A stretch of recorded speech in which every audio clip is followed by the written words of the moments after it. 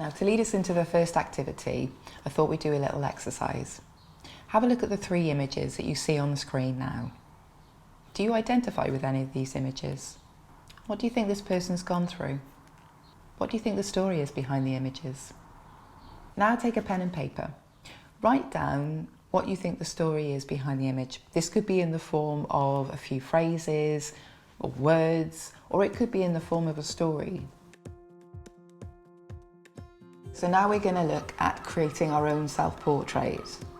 Something that you need to consider first off is that although we do a lot of selfies these days and they tend to be just traditional head and shoulders, you don't actually have to include your face in the self-portrait. Often when people are feeling a bit rubbish, you probably don't want to take a picture of your face. In my own work, in my own self-portraits, I tend to just choose part of my body. Maybe it's a hand or a leg, and then that's it.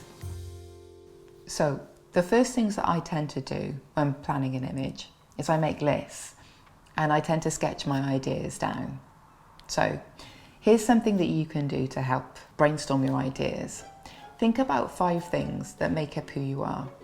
These things could be objects or they could be locations. It could be a room in your house. You could go outdoors. It could be somewhere with sentimental value. It could be somewhere interesting outside. Or it could be in the park. When I've chosen my object or my location, I sketch down my ideas. I find this the easiest way of planning my images. It helps me to think about the composition and also the lighting. When planning the composition of your shot, it's important to think about where you're going to place yourself in the image.